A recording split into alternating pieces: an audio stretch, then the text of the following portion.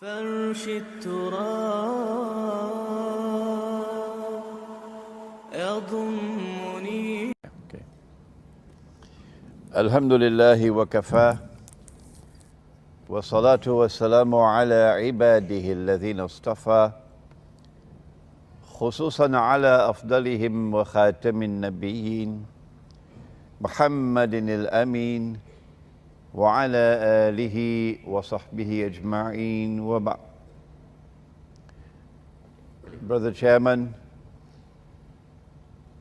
distinguished guests, brothers and sisters and students, Assalamu Alaikum wa rahmatullahi wa barakatuh.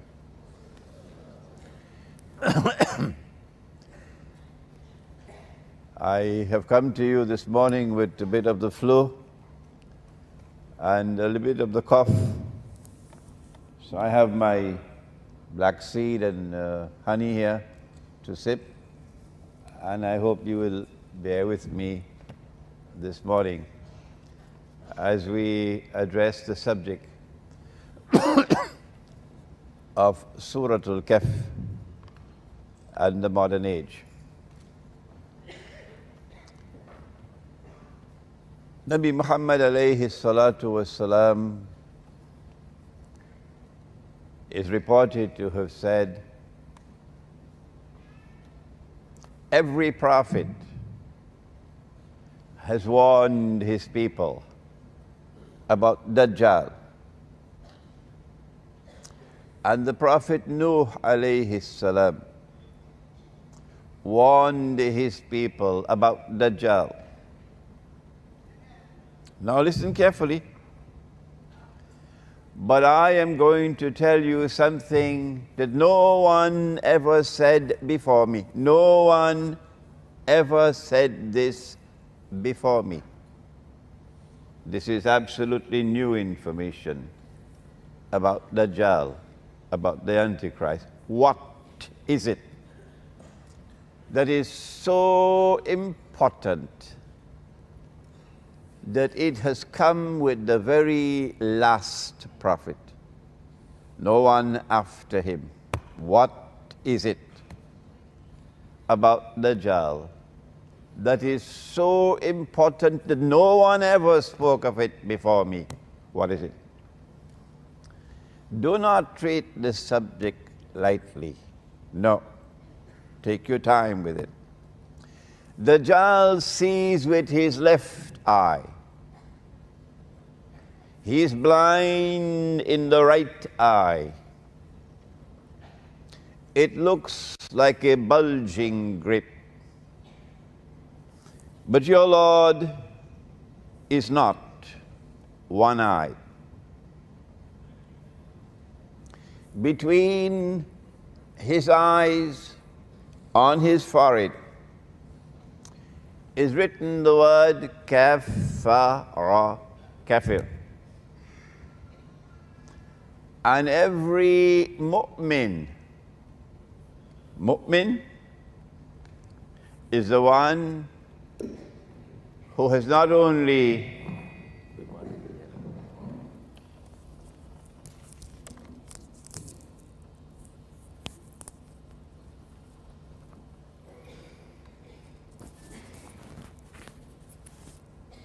what's it around?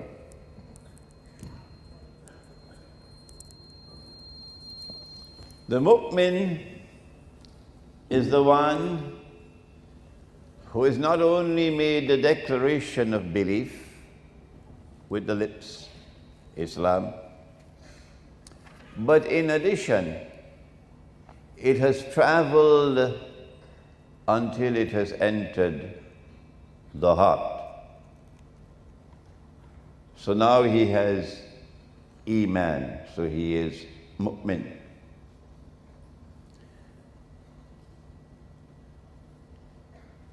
Every mu'min would be able to read the word kafir, whether he is katib or ghayru katib, whether he is literate or illiterate. He can read and write or cannot read and right.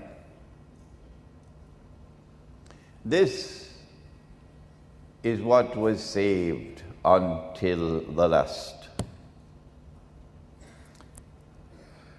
And in this hadith, there is the key, the most important key of all for the study of Akhirul Zaman. If you miss this one, you miss methodology. And you'll end up joining ISIS and fighting a bogus jihad with Yankee money and weapons from NATO and with Qarnush Shaitan from Najd behind you supporting it. As you fought a bogus jihad in Libya. My words are bitter. Yes. And then you're fighting a bogus jihad in Syria. And now you're telling us, you're bringing us the Khilafah. So that CNN and Al Jazeera and television stations around the world can go to work to present Islam in the worst possible image. To show Islam as a menace to mankind, so that Israel can wage the big war that Israel wants to wage, while appearing to be a savior to mankind. If you miss this one, and you adopt the wrong methodology, you end up with ISIS and supporting ISIS. So what is there in this hadith? That he sees with the left eye, but he's blind in the right eye. One day, Dajjal will have to appear in human form. The Prophet said, sallallahu ta'ala alayhi wasallam, he would be a Jew. He would be a young man. He would be powerfully built.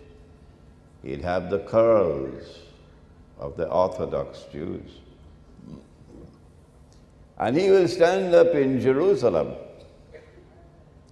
and declare, I am Al-Masih, the Messiah. When you study the subject, as we have been studying the subject, you know that day is not too far from now. I may not live to see it, but you will live to see it. That's how close it is. But if you use the wrong methodology, then when he stands up there in Jerusalem and he says, I am the Messiah, Al-Masih, and we say this is Dajjal, you will say, no, he cannot be Dajjal, because he sees with two eyes. And the Prophet said, alayhi salatu wasalam, Dajjal sees with one eye. You are misled because you adopted the wrong methodology. That's why you end up supporting ISIS and the bogus Khilafah. What is the right methodology? How is it that the mu'min can read? Whether he is katib or ghayru katib, he can still read kafir. But Abu Jahl cannot read, and George Bush cannot read, and this other one named Osama or Obama cannot read. How come they can't read? How come the think tanks in Washington cannot read? But the one who has faith can read. Huh? Maybe we should send Abu Jahl to the eye specialist. Check out his eyes. How come he can't read? But the report comes back from the eye specialist that his eyes are okay. Still he cannot read. But this one can read. Will you not think before you support ISIS? Did Allah not send this Quran لِقَوْمِ يَتَفَكَّرُونَ? Did Allah not send this Quran to a people who think? Why have we stopped thinking? Is it because the one who has faith is not reading with these eyes alone? Is it that in addition to these eyes, we have other ways of seeing? This is called epistemology, the branch of knowledge which studies knowledge. They don't teach it in the universities anymore. How do we acquire knowledge? The scientific method is that knowledge comes from external observation and experimentation and rational inquiry. And the scientific method says, wrongly so, that if knowledge comes from any other source, it's not knowledge. It belongs to Disneyland. But the Quran says otherwise. How I wish the Quran could be studied. How I wish that the Quran could be taught in universities. We'd have a different world today if we would teach the Quran. The Quran tells us, فَإِنَّهَا لَا تَعْمَى الْأَبْصَارِ. It's not these eyes which are blind. وَلَكِنْ تَعْمَى الْقُلُوبُ الَّتِي فِي الصُّدُورِ. What is blind is the heart which is inside the chest. So that the Quran gives us a different epistemology, that we see with external sight, and we also see with internal sight. And so now we can subject the hadith to something called ta'wil. Ta'wil. Tafsir is to explain. Ta'wil is to interpret. And we have to talk today about ta'wil. And when we talk on ta'wil, we go to the Quran, not to the hadith, to the Quran. So the one who has faith can read because he's seeing with the internal eye. And the one who is Abu Jahl cannot read because he is internally blind. And so now we can explain the hadith the way, excuse me, the Salafi cannot do it. I have not come to USM with boxing gloves to take on the Salafi. No. Mine is a learned and a respectful response to a challenge from the Salafi. And I expect that he would respond to me in like ways.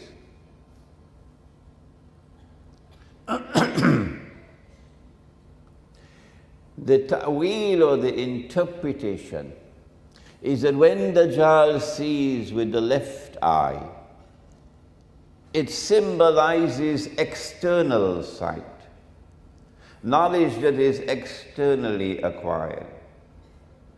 And when Dajjal is blind in the right eye, it symbolizes internal blindness.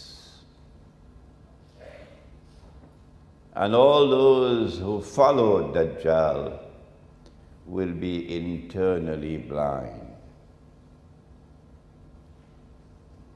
How then can we ensure that we are not internally blind?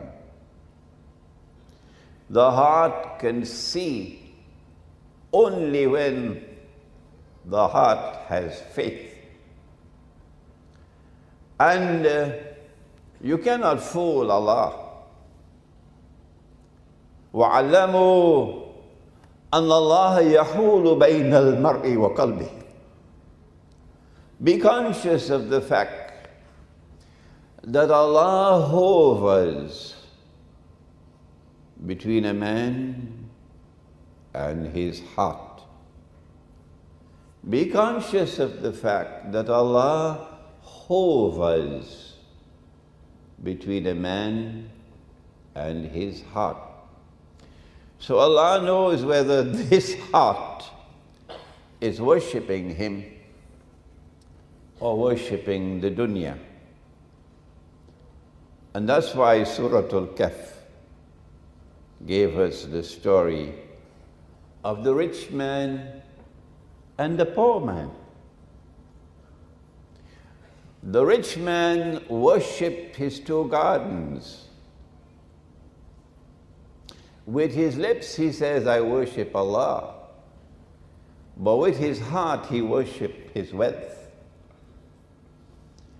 And he believed that because he was rich, he is superior.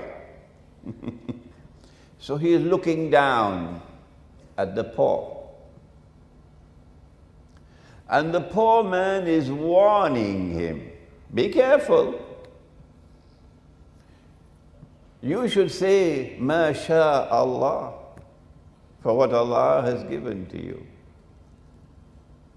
Because Allah can take it away from you. It's tomorrow, see what's going to happen to the United States. Just watch and wait and see. And Allah can give me better than what you have. And so said, so done. Allah withdrew the water, and the gardens were all destroyed. And guess what he said? The rich man, Ya laytani lam ushrik bi rabbi ahada. Ya laytani lam ushrik bi rabbi ahada. Woe unto me that I have committed this act of shirk. With the lips you say you worship Allah, but the heart worships elsewhere. So Allah hovers between a man and his heart. And Allah knows whether or not this heart is faithful. When the heart is faithful to Allah, and there is faith in the heart, then Allah will put nur in the heart. And when there is nur in the heart, then the heart can see. Without that nur in the heart, no scholarship, not even a PhD from Al-Azhar University, no scholarship, none, can penetrate ilmu akhirul zaman. Be warned about that. There are two kinds of verses in the Quran. Let us now turn to the serious part of this subject. There are two kinds of verses in the Quran. This is at the beginning of Surah Al-Imran. Allah speaks about ayat muhkamat, verses which are plain and clear. You don't need any interpretation, plain and clear. And these are the Ummul Kitab, the very heart of the Quran is there. So you have no excuse. You have no excuse. The heart of the Quran is plain and clear, like daylight. But Allah, in His wisdom, and Washington is very angry about it, very angry, that Allah should put into the Quran a second kind of verse. What is it? He calls it ayat mutashabihat. And we spoke briefly about it last night. What are ayat mutashabihat? Answer: these are verses of the Quran which have to be subjected to ta'wil, interpretation. Like the left eye and the right eye. And so ta'wil is a part of methodology for study and understanding of the Quran. Ta'wil is an integral part of methodology for studying the Quran. Because you cannot understand and penetrate the ayat mutashabihat without ta'wil or interpretation. Now the words of the Quran came down with Jibreel alayhi salam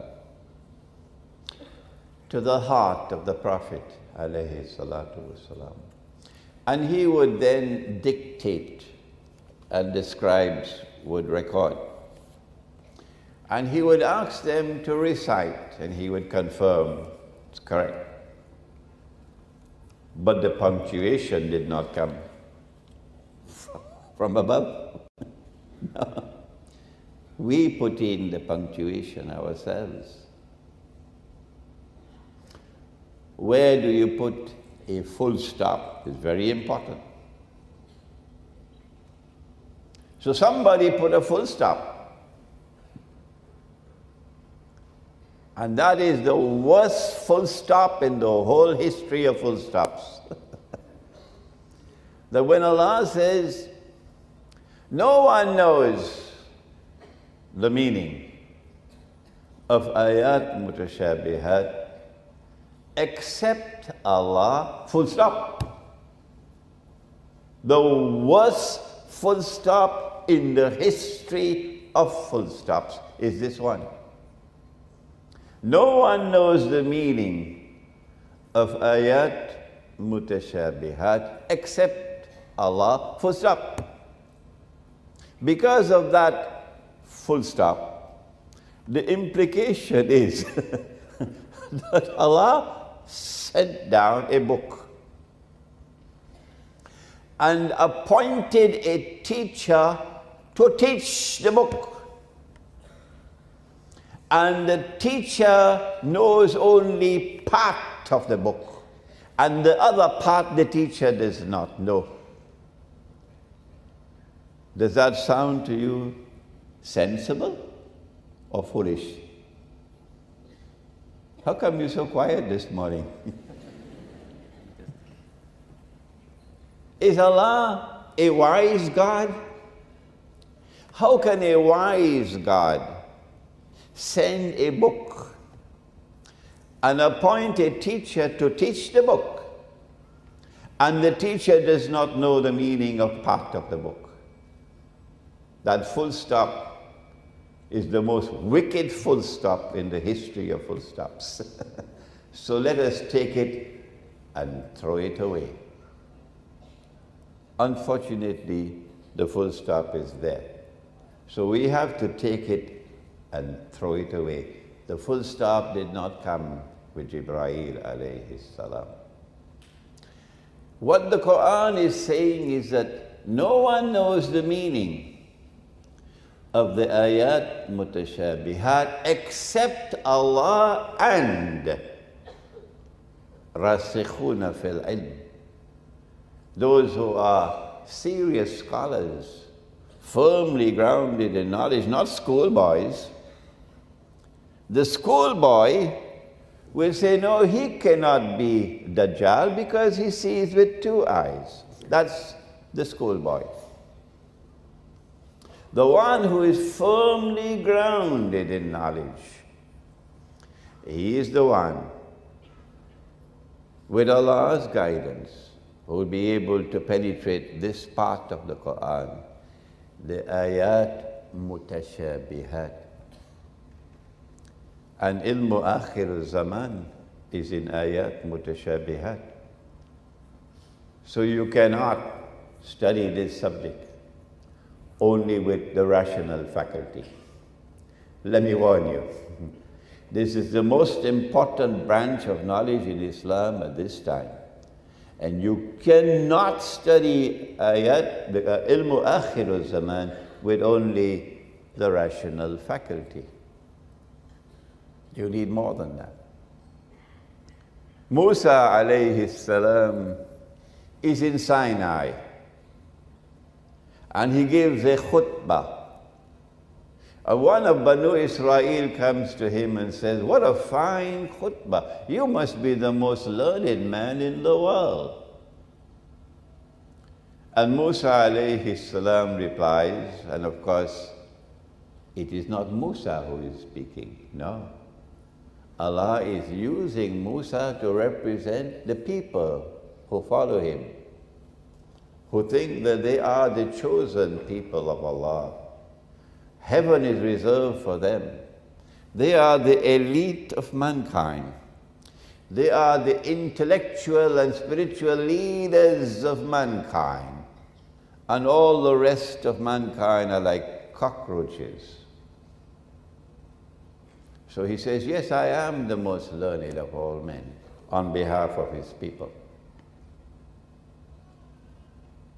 Does not recognize Allah as the most learned. And Allah says to him, no, you are not the most learned. There's one more learned than you are. He says, I want to meet him.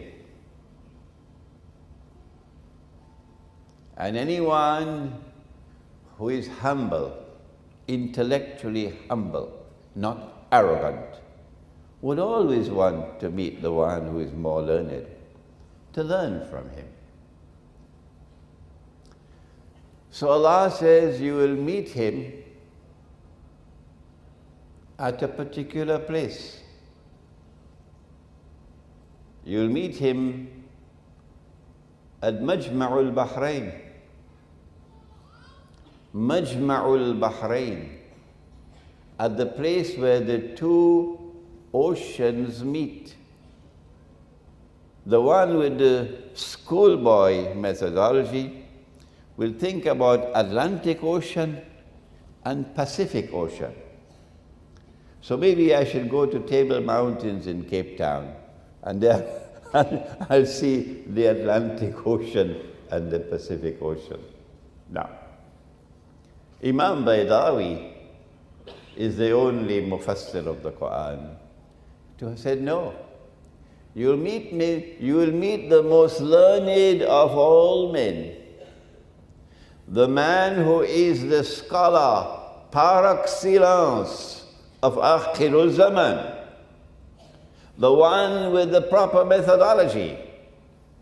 You will meet him at Majma'ul Bahrain. You will meet him at the place where the two oceans meet. What are the two oceans? The answer, the ocean of knowledge externally acquired and the ocean of knowledge internally received. And when these two oceans of knowledge have been harmoniously integrated, that is where you'll meet the most learned of all men. So now take a fish, ikan. Take a fish. I don't know if it's ikan goreng or ikan bakar. Take a fish, put it in a basket, and go in search of Majma'ul Bahrain. When the fish jumps out of the basket and makes its way into the water, there you'll meet him. You know what this story is saying? It's saying you have to be humble. You were just saying, I am the most learned of all men. And now you have to take a fish, put it in a basket, and wait for the fish to jump out of the basket. This is to make you humble. If you are proud and arrogant, if you believe you are the elite of mankind, heaven is reserved for you. The rest of mankind are like cockroaches. You will never, ever get true knowledge. You have to be humble. You cannot pick up a boxing glove for your teacher, constantly fighting with your teacher. Not if you want to study this subject. You have to be humble. So Musa alayhi salam goes off in search of Majma'ul Bahrain, and he takes the fish and he puts it in the basket, and he takes a young man with him. And welcome to Surah Kahf.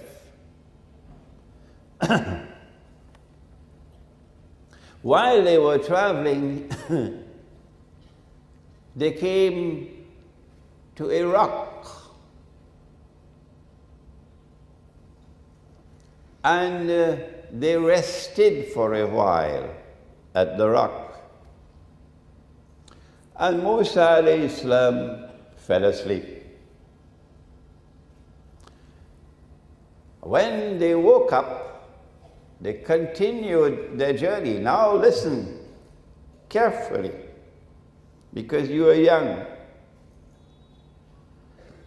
As they go past the rock, something is different now.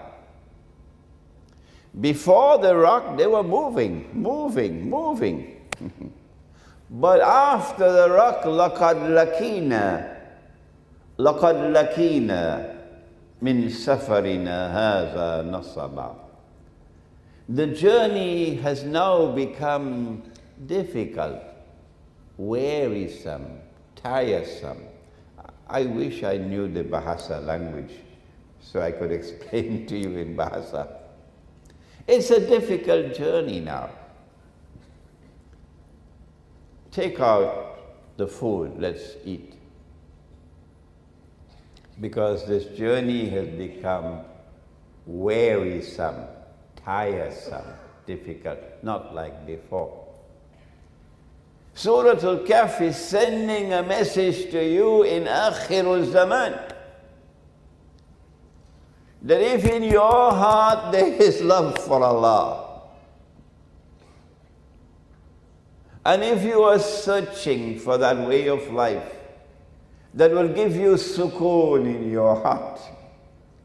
You are not being fooled by the shopping malls that glitter in tinsel town. They don't hold any attraction for you, not the shopping malls. Your heart hungers for something else. Your heart is hungering for sukoon, for peace in this dunya. And you can't get it. Life is wearisome. Life is tiresome. Surah Kahf is saying, turn around, go back, go search for the rock. Turn around, go back, you've missed the rock. That was when the young man said, oh, I forgot to tell you that when we stopped at the rock, the fish jumped out of the basket and the fish made its way into the water in a wondrous way. And Allah says, no, he did not forget. Shaitan caused him to forget. So all of us will forget. Imran also forgets, and you will forget. And when you forget, and Allah causes you to remember, you must now turn to Allah and ask Him to guide you to that which is better. So Musa alayhi salam said, that's what we were looking for. Let's hurry back to the rock. And when they returned to the rock, they found a man sitting on the rock. Musa alayhi salam realized this is the most learned man of all in the world. And we mean no offense at all to our sisters, because each one of us has a mother. Our mother is a woman, yes. We came from a woman. Without a woman, none of us would be here. None of us would be here without a woman. But the man who is sitting on the rock is always a man, not a woman.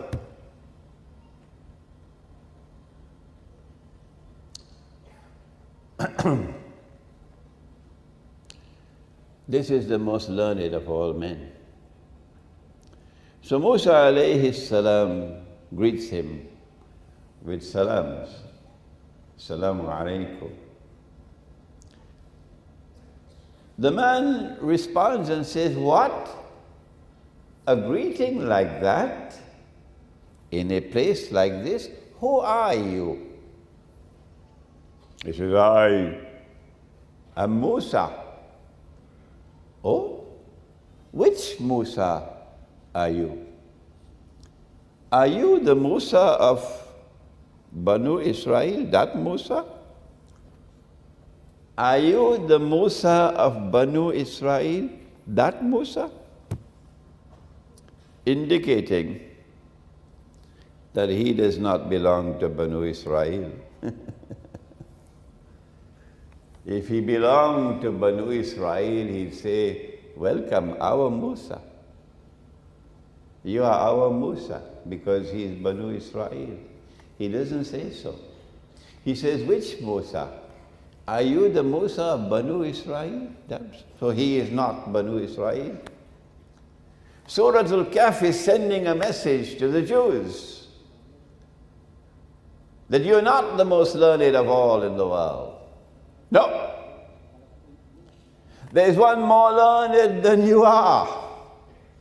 You better humble yourself and come to him for knowledge.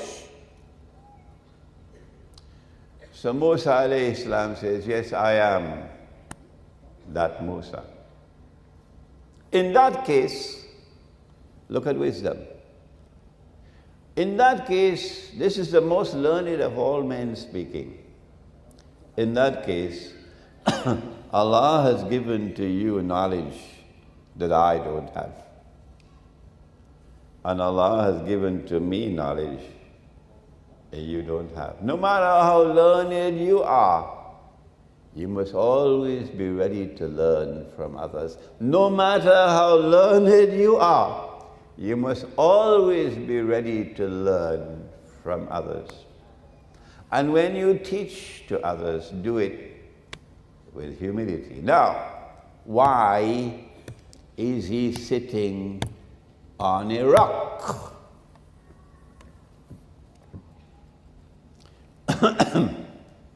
Why is he sitting on a rock? This is religious symbolism. And you must have insight, basira, to understand the symbolism. He is sitting on a rock because he's not sitting on shifting sand. He's not the kind of man who any direction the wind blows, he has to turn in that direction. So when Washington says one thing, suddenly you see him change and he's following the way of Washington. And then Washington changes, says another thing, and suddenly you see the scholar of Islam changing, turning that way now.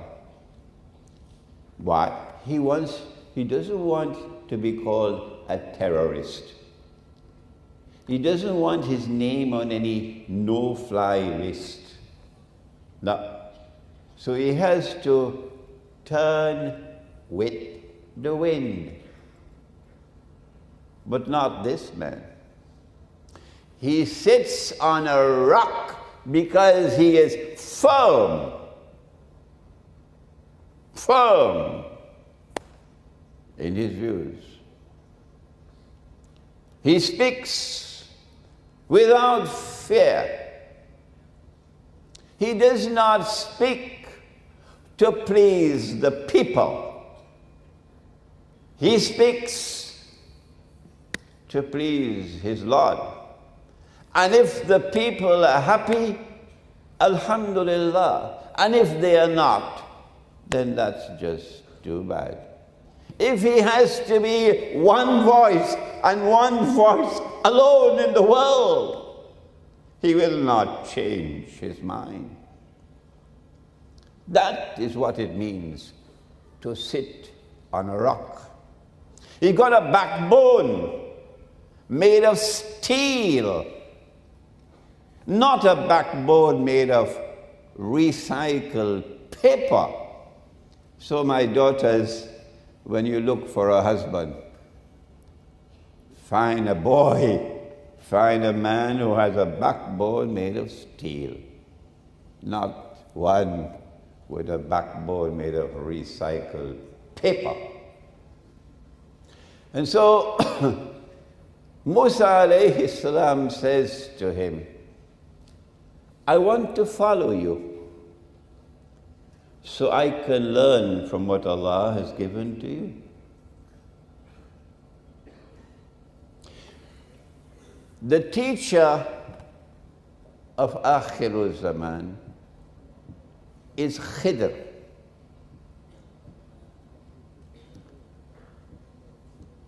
Khidr means green.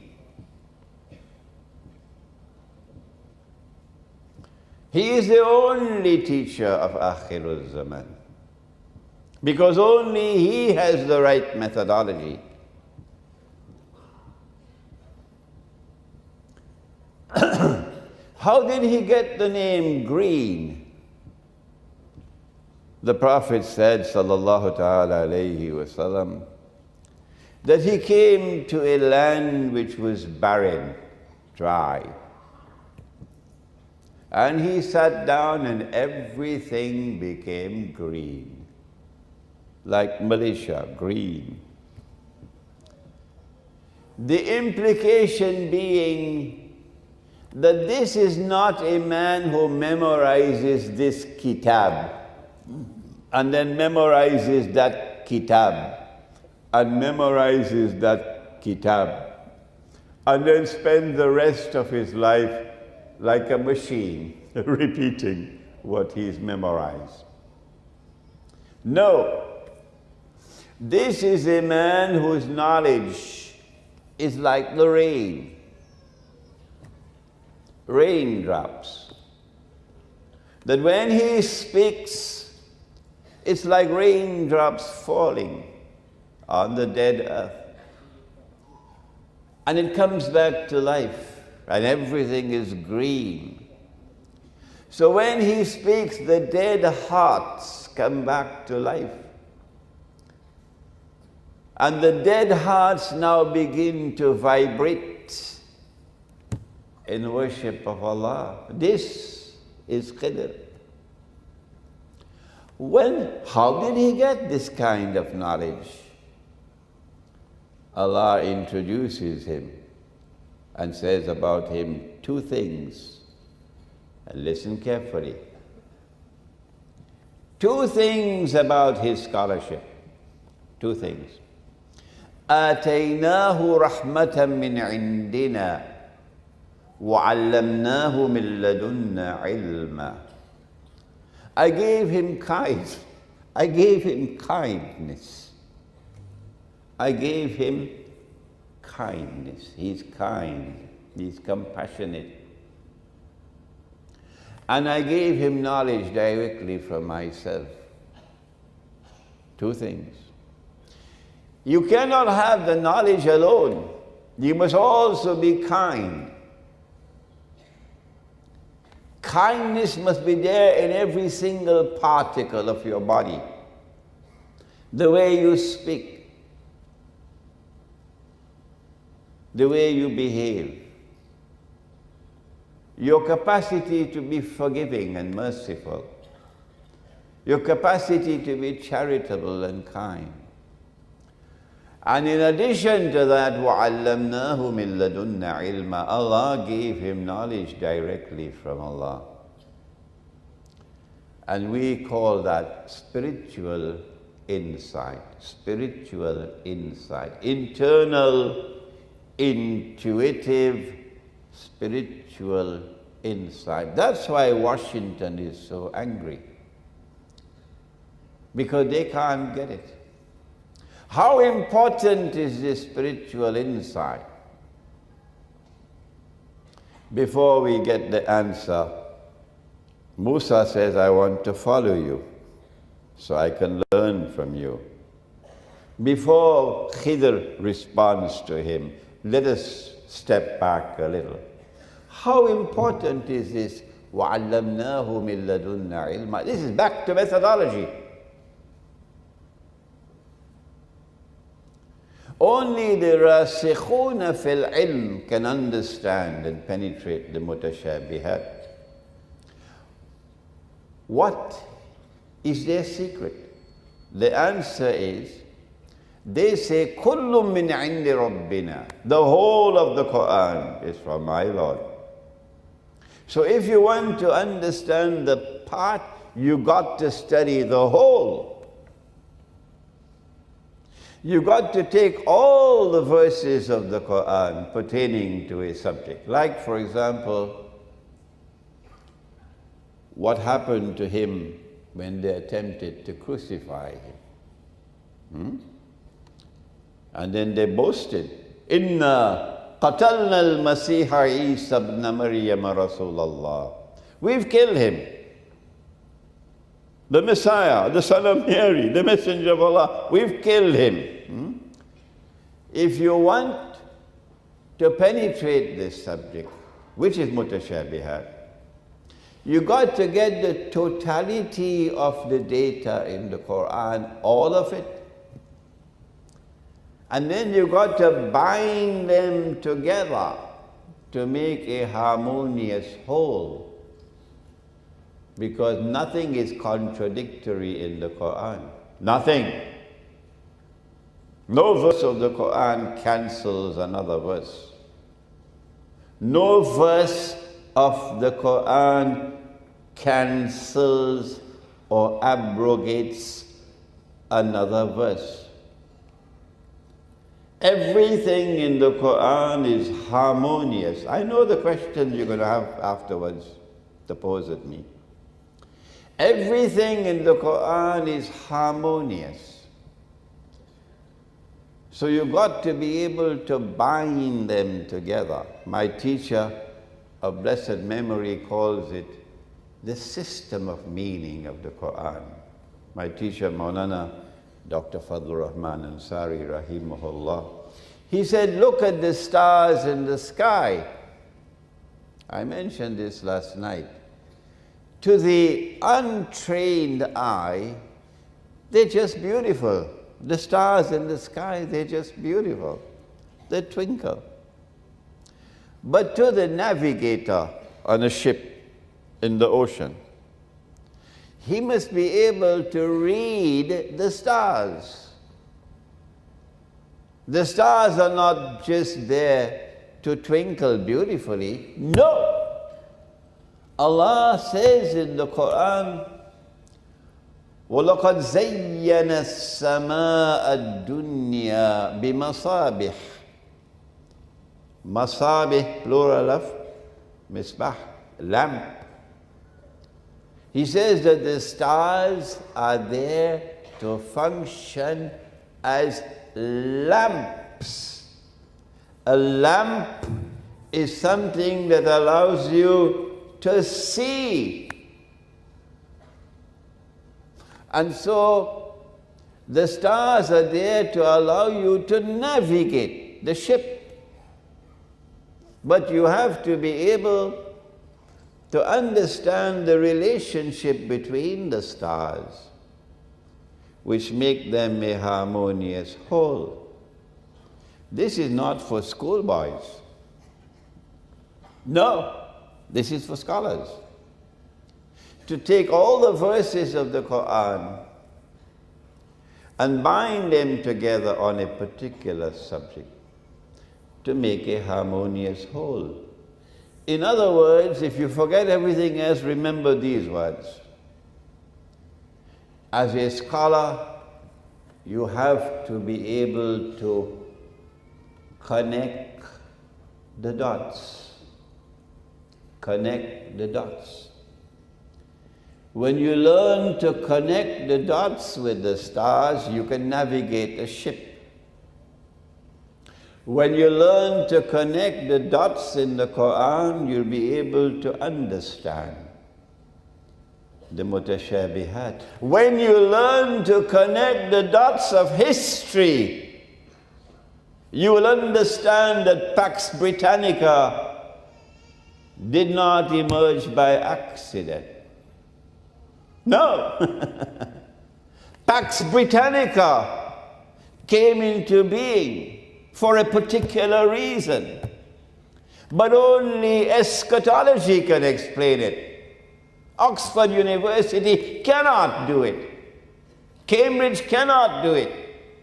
The Sorbonne cannot do it. Harvard cannot do it. Yale cannot do it.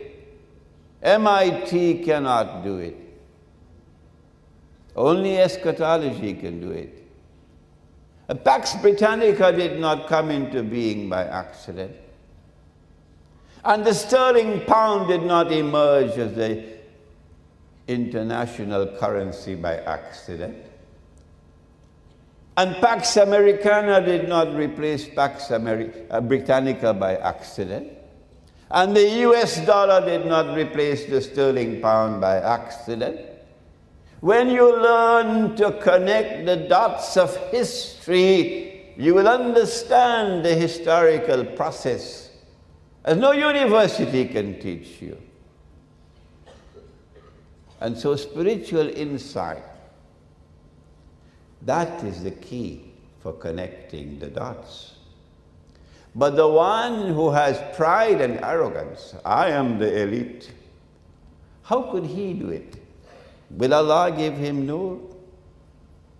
So Musa alayhi salam says, I want to follow you so I can learn from you what Allah gave to you. Listen to the answer. Listen to the answer. Khidr alayhi salam replies and says, إِنَّكَ لَن تَسْتَطِيعَ مَعِيَ صَبْرًا وَكَيْفَ تَصْبِرُ عَلَى مَا لَمْ تُحِطْ بِهِ خُبْرًا. You cannot show patience with me in what I have to teach. How can you bear with patience that which lies beyond your capacity to comprehend? Because you are one-eyed. إِنَّكَ لَن تَسْتَطِيعَ مَعِيَ صَبْرًا وَكَيْفَ تَصْبِرُ عَلَى مَا لَمْ تُحِطْ بِهِ خُبْرًا. These are the two most important ayat in the epistemology of the Quran.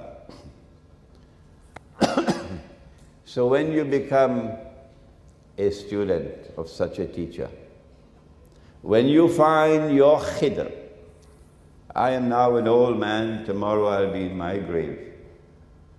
But you are young, and you're going to be searching for your khidr, the scholar who is the only one who can be a guide in Akhir Zaman. Remember to be humble. Don't go with boxing gloves. Don't go challenging him. Be patient with him until he explains to you your khidr. So Musa said, I promise you, I will be patient. Okay, I accept you. You can come along, but on one condition. Don't ask any questions. Teachers don't behave like this. Which normal teacher speaks like that? Huh? How could a teacher tell the student, don't ask any questions? This is not a normal teacher. This is khidr. And this is the price you will have to pay if you want to study ilmu akhirul zaman. So he promises he will not ask any questions. And then they travel, and then there's the boat, and there's the boy, and then there's the wall. I don't have to tell you, you all know. I have this book, which is the Tafsir, Surah Kahf, the text, translation, and commentary, which is the whole surah. And I have this one, which is Surah Kahf in the modern age, which is the ta'wil of the surah. I have this one, which is on Ya'juj and Ma'juj, which is the third book on Surah Kahf. I have one more to write and make dua that I can write it on Dajjal. Then the quartet will be finished. You must not ask any questions, and then three events occur. And on each occasion, Musa alayhi salam delivers judgment, and his judgment is wrong. His judgment is wrong because he does not have a full knowledge of the subject. His judgment is wrong because he does not have a full knowledge of the subject. He's only seeing a part of it. Like today we now have pipe-borne water. Huh? And everybody performing the wudu with the pipe-borne water. And everybody performing the wudu of Gog and Magog. And everybody have abandoned the wudu of Muhammad alayhi salatu wasalam. They don't understand. A trap was set for them, and they walked into the trap. and they're performing a disgraceful wudu. That's the wudu they're performing. And with that wudu, they want to perform salat. And then they come to teach you Islam, and they cannot even perform wudu. So you have a partial understanding, and you make the mistake. That's what happened to Musa, alayhi salam. Or, I didn't want to say it last night, but let me say it now. I hope I don't spoil your lunch. You cannot get nur without water. You cannot get nur without water. Water is the road to nur. Water.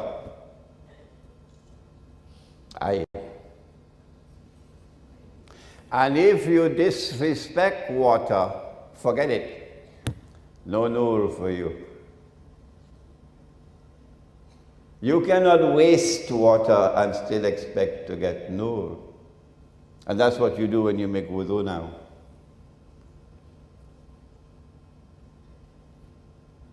Do you think the American Indians who lived in America before the devil came to take over America?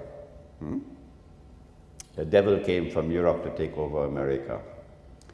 The American Indians, and there is a stream of water, and there are fish in the water, and the fish is food, and he is so good, he can take a spear and catch a fish. And he wants to urinate, he wants to pass water. Do you think an American Indian will go and urinate in the river? How come you're so quiet? What's wrong with you, so quiet? No. An American Indian will show respect for water. He will not urinate into water. He will not pass his stool into water. Muhammad alayhi salatu wasalam would dig a hole and put the stool there and cover it.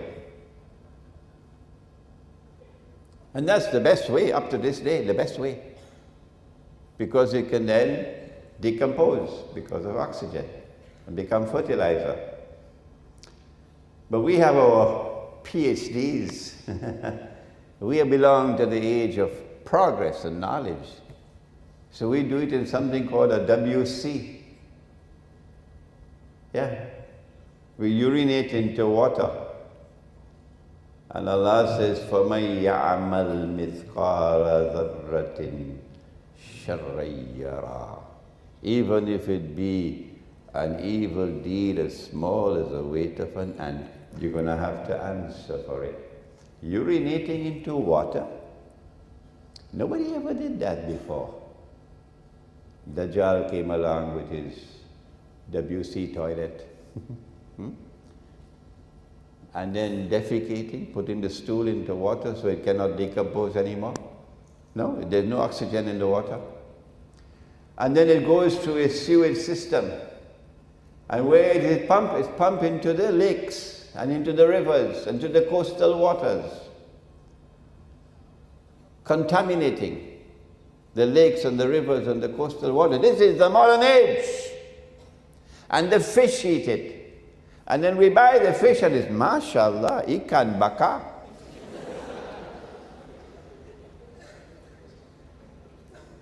So you're only seeing a part of the subject and you make wrong judgment. And Musa did it 3 times. Khidr alayhi salam, because he has full knowledge, he can see what Musa cannot see. And believe you me, we have plenty blind people in the world today. Believe you me, we actually have people in the world today with the knowledge of cattle that you could take a piece of paper, put a picture on it, put a number on it, and give it a fictitious value. And it becomes money, and even your central bank don't have 5 ringgits worth of knowledge and intelligence to understand this is bogus, this is fraudulent, this is utterly haram. And Imran Hosein could talk and talk and talk and talk and talk. It makes no difference. It makes no difference. If you had a little bit of sense, you'll understand that Israel is not so stupid as you are. That tomorrow Israel is going to bring gold and silver as money, while you stupid, foolish Muslims still remain following the enemies of Islam with this bogus money.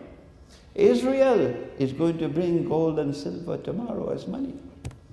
I hope I don't live to see that day, because the shame and the embarrassment will be too great for me.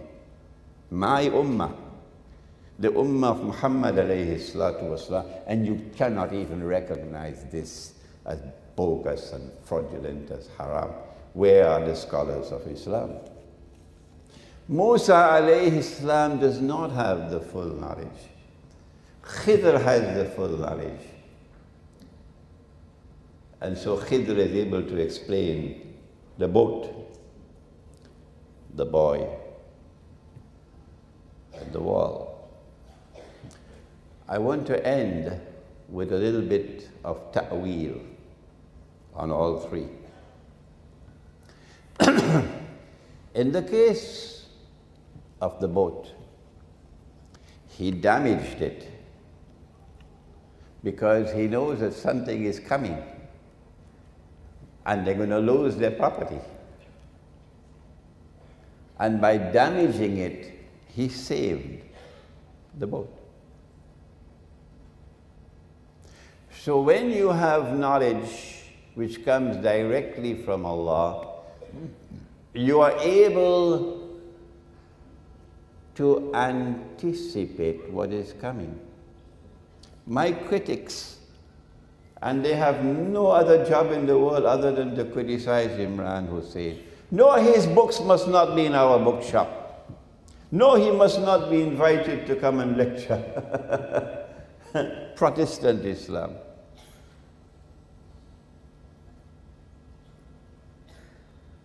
When you have the knowledge that comes directly from Allah, when Allah blesses you with that insight, you are able to look ahead and you can see events which are about to occur. Like, for example, I mentioned last night that nuclear war is coming. Nuclear war is around the corner between United States and NATO on the one hand and Russia and China on the other. There'll only be one nuclear war in history. Only one. Can't be two. Huh? That nuclear war is coming. And they want it sooner rather than later. Because the longer they wait, the stronger will Russia become. I was of the opinion that perhaps the nuclear war would be 5 or 10 years from now. And then I went to attend a conference in Iran in September, a conference of independent thinkers. And on the first night that I was there, I had 2 dreams, one after the other. And in both the dreams, I saw nuclear war. I saw the missiles being shot into the sky. And I saw that Pakistan was a part of the nuclear war. The Christians call it Armageddon. The Prophet ﷺ called it Malhama.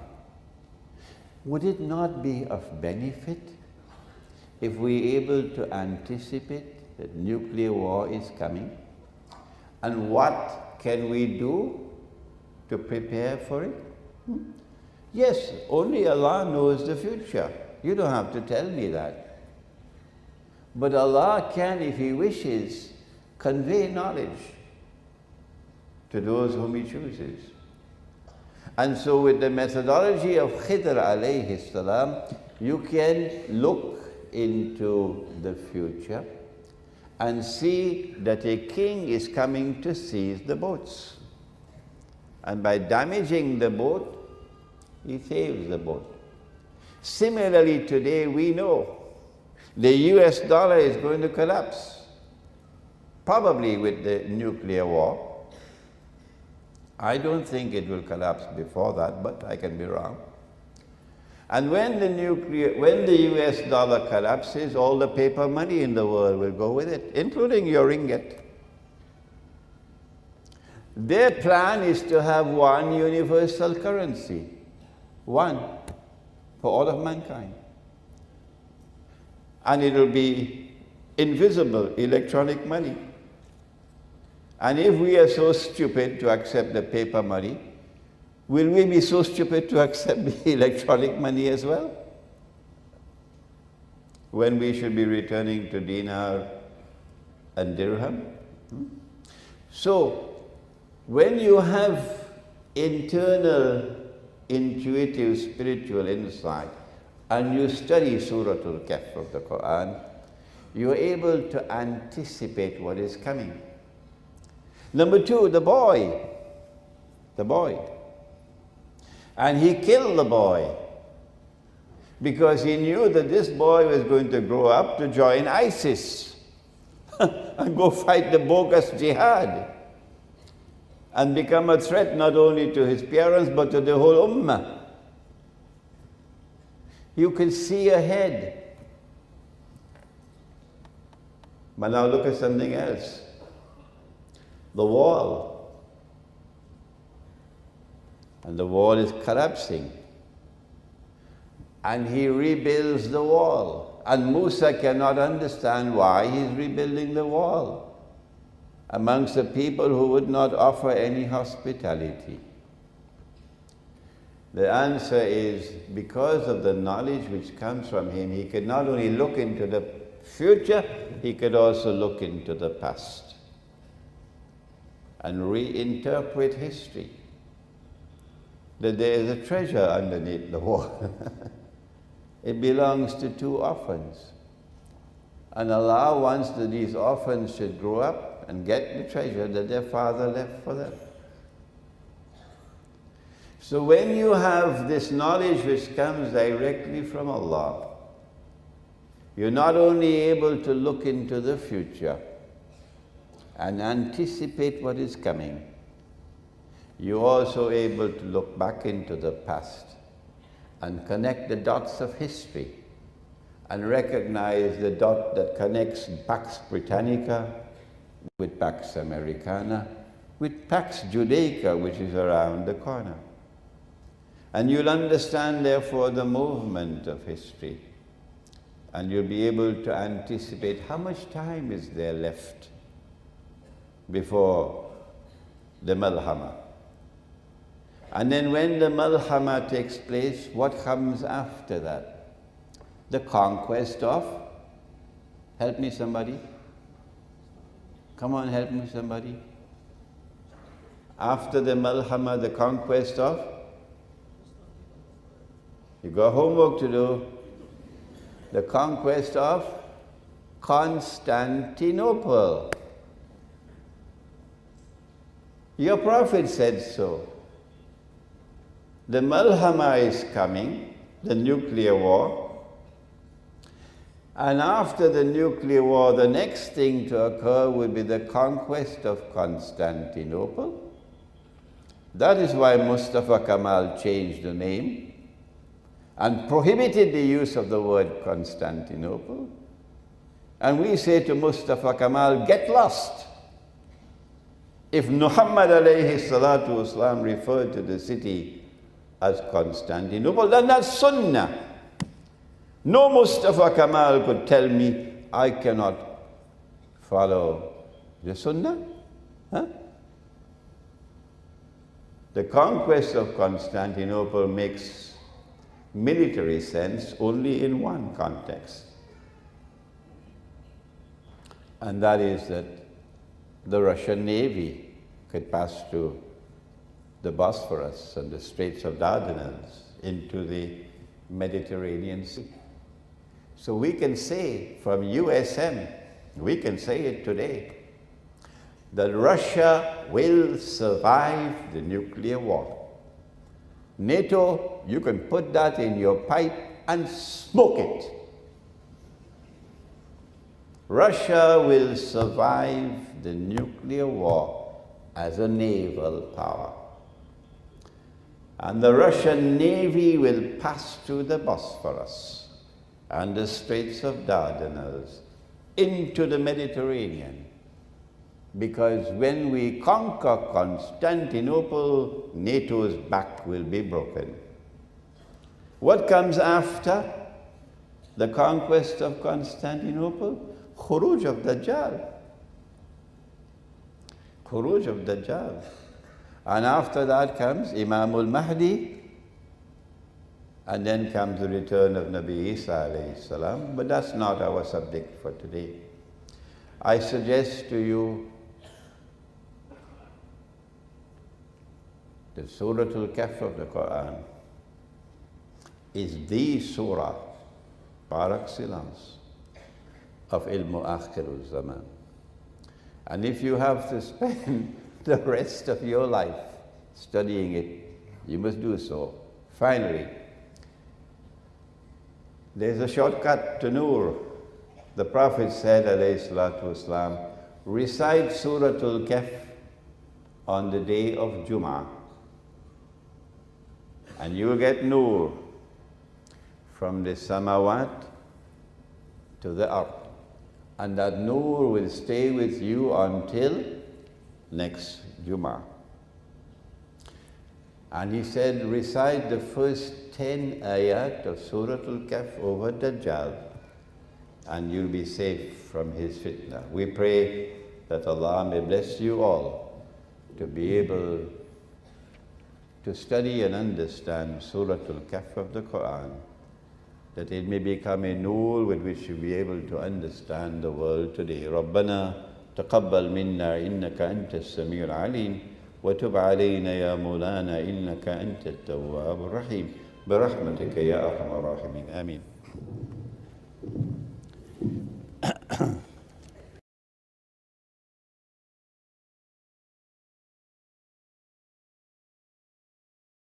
Assalamu alaikum. Alaikum salam. Sheikh, question is, according to your studies of your Jumajur, Dajjal, and the coming, could you just help an ignorant me to have a feel about what you think is the reality in the real world with relation to your study? For example, you said the conquer of Constantinople, the definition of what it really means, or the signs of coming of the Dajjal and how we guide ourselves to fully understand it, as well as what's the event coming, so that if we are as knowledgeable as you, and that is the case, that we at least have to give ourselves a chance to have a little bit of understanding of what is to come. Thank you. I will need 1 week to answer you.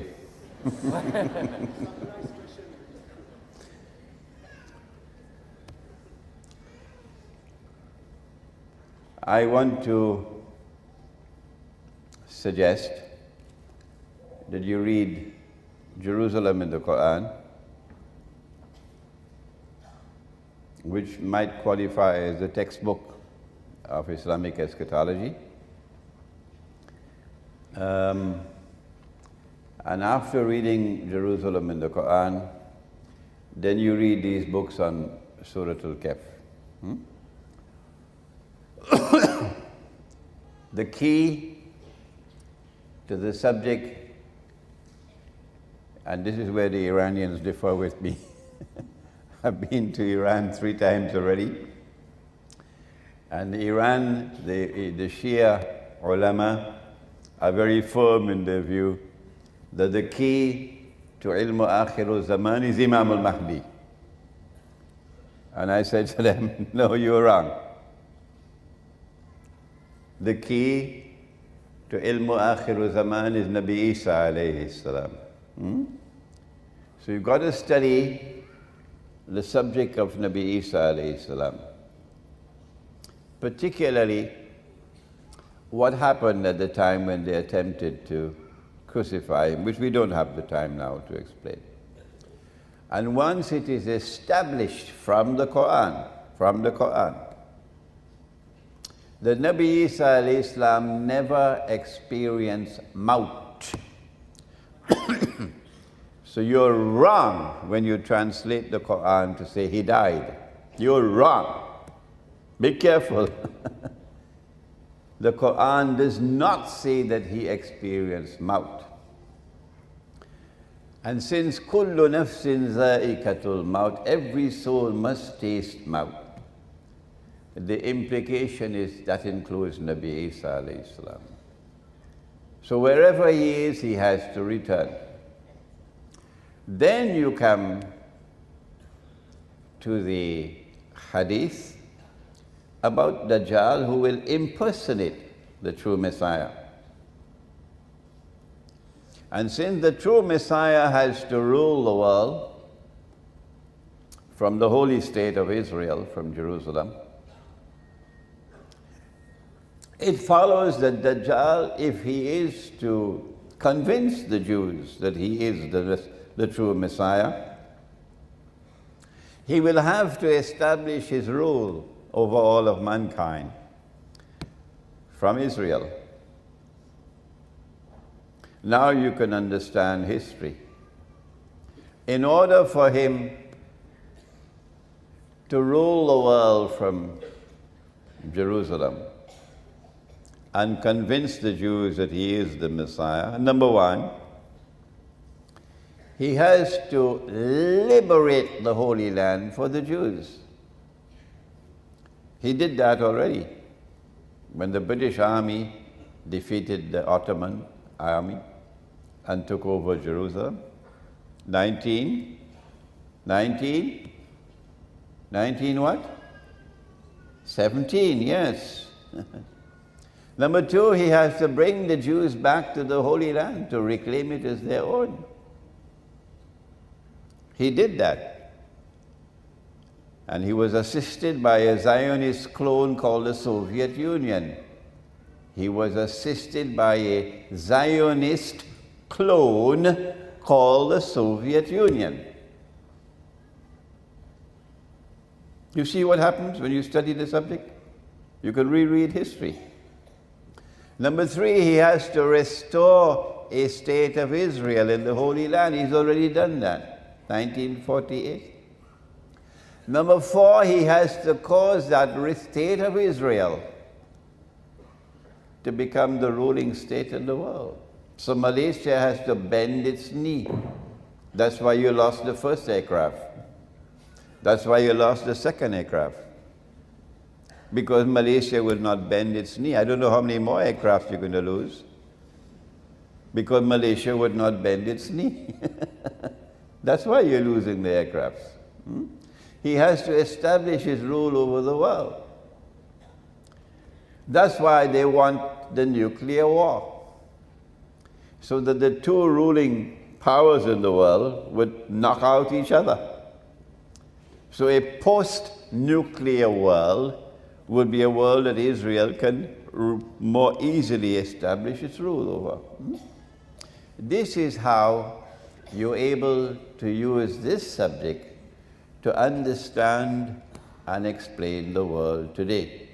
But I'll need a whole week to explain Dajjal to you, to explain Gog and Magog. Here is my book on Gog and Magog. Read it, study it, and then apply this knowledge to politics, apply it to economy, understand the banking system, apply it to monetary economics, understand Bretton Woods and the International Monetary Fund, and the bogus paper money and the electronic money which is coming. Apply it to the feminist revolution, and see what's happening to the world of women. There are so many other aspects of the modern age directly linked with eschatology And our Prophet ﷺ has spoken extensively. There was a sheikh who was speaking when I came. I couldn't understand the bahasa, but whenever he quoted in Arabic, mashallah, he studied the subject. He was quoting for you several ahadith of the Prophet ﷺ on Akhirul Zaman. Next question.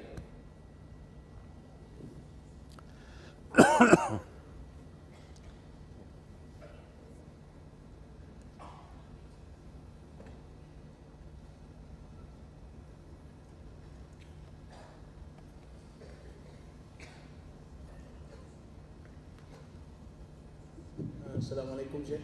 My name is Muhammad Yusuf. In your various lectures, you have criticized the banking system and also various financial institutions. My question is, what do you think of the Islamic banking and takaful, in which we were told that it is Sharia compliance? And how do we escape from becoming users and supporters of these various financial institutions? That's all, Sheikh. I have a booklet outside entitled Islam and the Future of Money, the gold dinar and silver dirham. Islam and the Future of Money. Unfortunately, none of us has complete knowledge, so my knowledge of the subject is constantly increasing. And since I wrote that book, there are now 2 more chapters to be added to it. The Bretton Woods monetary system, which gave us the US dollar as the international currency, was backed by gold. That the US government undertook a responsibility under international law to redeem US dollars for gold at the rate of $35 for 1 ounce of gold. So there was some integrity in the US dollar. But only governments could redeem, only governments, not people. That's bogus. 2 governments in the world recognized that this was bogus. 2 governments in the world stood up to defy them. One belonged to this region of the world, and the other was France, General Charles de Gaulle. He recognized that this was unfair, this was bogus, and he spoke in the French National Assembly against the monetary system. And that's why they took aim at him and they got him out of power. Who was the other government? Answer? Ahmad Sukarno. Yeah, you're too young to know it. But Ahmad Sukarno recognized that in order for money to have integrity, the Indonesian rupiah had to be redeemable in gold. Indonesia has now buried this knowledge below the ground. You can't find it. They don't want people to know it. But Ahmad Sukarno wanted the Indonesian rupiah to be redeemable in gold. That you could take the rupiah to any bank and you can get gold for it. If Ahmad Sukarno was successful, the Indonesian rupiah would not be in the disgraceful state where it is now. And my daughters would not be slaves. My daughters would not be slaves picking up your garbage. My daughters working for the salary of a slave in Lee Kuan Yew in Singapore. But who talks about that? So Sukarno took Indonesia out of the UN. May Allah bless him for that. People who have one eye can't understand it. But people who have 2 eyes would say, may Allah bless him for that. And Ahmad Sukarno took Indonesia out of the IMF. Yes, he did. Hugo Chavez is one of my heroes. He's my next door neighbor. I'm from Trinidad, he's from Venezuela. Hugo Chavez tried to take Venezuela out of the IMF and could not succeed and died. But Sukarno took Indonesia out of the IMF. And that's why the CIA had to put their stuntman Suharto and remove Sukarno so that the CIA will rule over Indonesia. Two governments. Until eventually Dr. Mahathir, when he was about to retire, also took aim at the monetary system. Where are the scholars of Islam to tell Bank Negara? Where are the scholars of Islam? You'll have to answer on Judgment Day. You will have to answer on Judgment Day. Unless the scholars of Islam stand up and say this paper money is bogus and fraudulent and haram, your so-called Islamic banking will prosper. Is there any Islamic bank in the world which is arguing that we should bring back gold and silver as money, dinar and dirham? None. If an Islamic bank calls for dinar and dirham, they'll shut it down. They'll shut it down. That's not my only criticism of Islamic banking, so-called Islamic banking. There are other criticisms as well. But we don't have the time today to go into that subject. But I suggest that you read my book, The Gold Dinar and Silver Dirham, Islam and the Future of Money, which is outside. It's also translated to Bahasa. Any more questions? Assalamu alaikum. We have one question from the internet. I believe questions are also being opened through internet. The question is, ISIS are using gold and silver. What is Sheikh's view on this? Is it true as reported by media? My answer is that even if Shaitan were to call for dinar and dirham, I'll commend him, but he still remains Shaitan.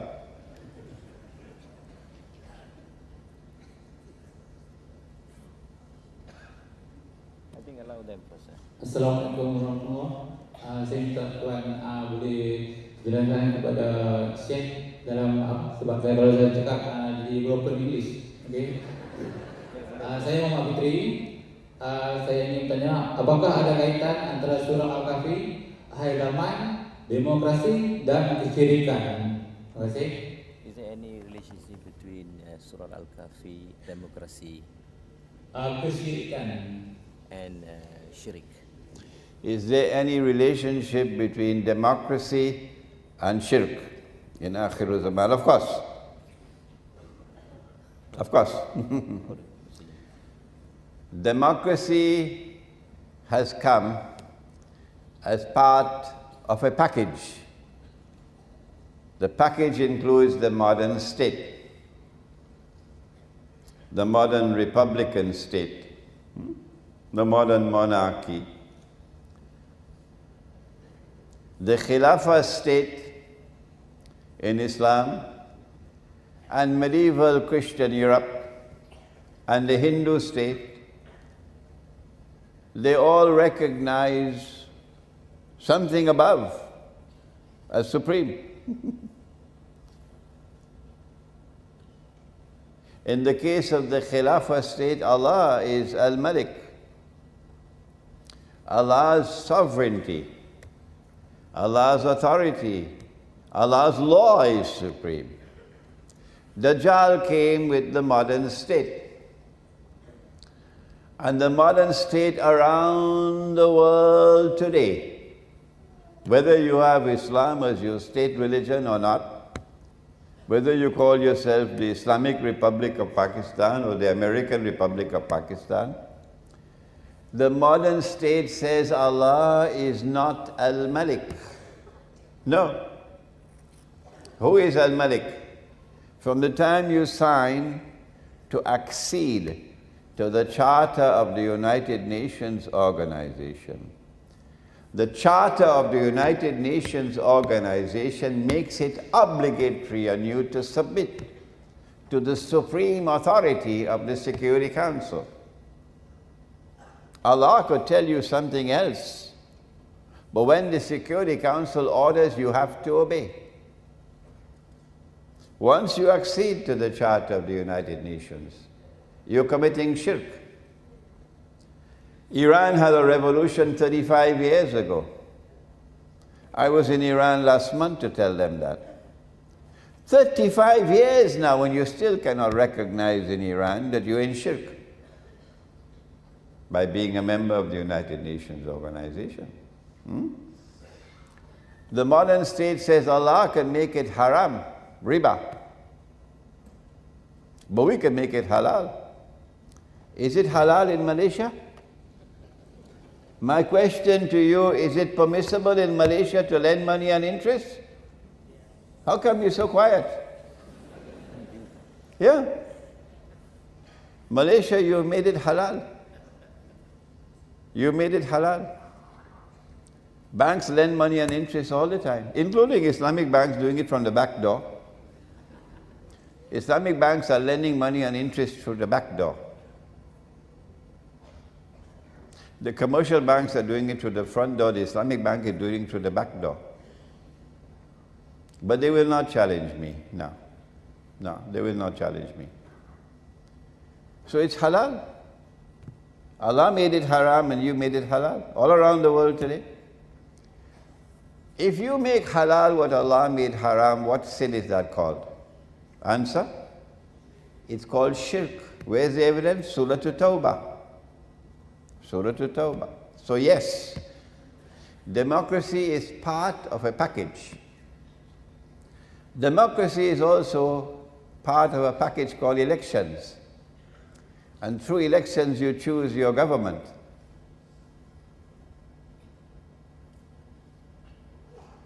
But there's something called accountability. If you make a choice, you should be held accountable for your choice.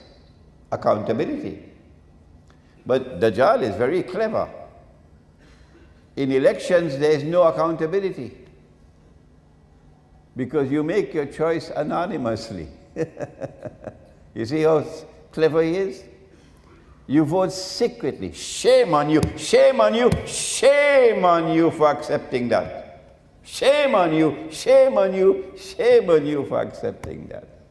Ours is different. We Muslims. Ours is different. That's yours. Ours is different. In ours, there's something called shura. And when you give your decision, you give your opinion, you give your vote, you are accountable. People know who you are and they know how you voted. They know how your opinion. Shura. So there's accountability in ours. There's no accountability in yours. So you can rig the election. That's why Scotland is still a part of England today.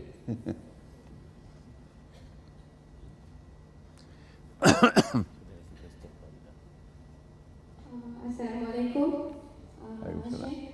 My name is Nur Hidayah. I have one simple question only. Nowadays, many Ustad advise us to recite and even memorize the first 10 ayah and last 10 ayah of Surah Kahf in order to prepare for the ending and confront Dajjal. So what are your opinion about this? Is that good or what? That's all. Yeah, it's not your ustaz who asked you to do that. It's Nabi Muhammad. It's Nabi Muhammad alayhi salatu wasalam. There's one hadith, the first 10, another hadith, the last 10, another hadith, the opening ayat of Surah Kahf. Memorize them, particularly when you have to go to immigration. You memorize them so you can recite. This is meant to open up for you the whole surah. That the whole surah is important, to study the whole surah. But by all means, do memorize it. If you can memorize the whole of Surah Kahf, that's even better. There is one question. My name is Hosein. Actually, my question is about similar to the question just now. Exactly, I would like to know the reason why Nabi Muhammad SAW asked us to recite this first and the first 10 verse and the last 10 verse. Exactly exactly why is that? What is the meaning from that? And also, I know only one question, but I still want to ask another question. How we can instill all this feeling, especially to our generation, Y and Z right now, whereby they are growing up with a lot of gadgets, all those things. Thank you very much. Assalamu. Well, I understood part. What is the importance of reciting the first 10? And the answer is here in this book, so I don't have to answer you, okay? The second part of the question? How to instill this kind of feeling among the teenagers? Oh. They've been diverted by the modern way of life. Okay.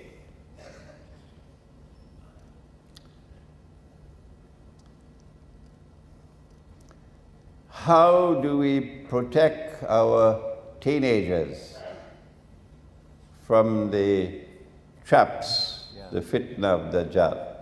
Number one, are you ready? Turn off the television. Number two, take the television and throw it out of the house.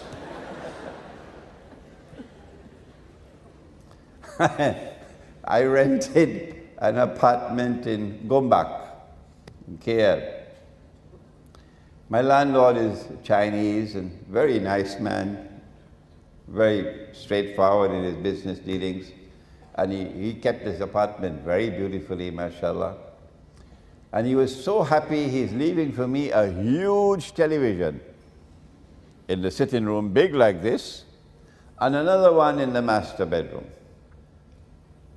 So I called him. I said, thank you, take it out, take that one out. My Chinese landlord is looking at me with disbelief, he cannot understand. You don't want it? I said, no. Take it out. We don't watch television. No. I'm staying in a hotel, I never turn on the television set in the hotel, never.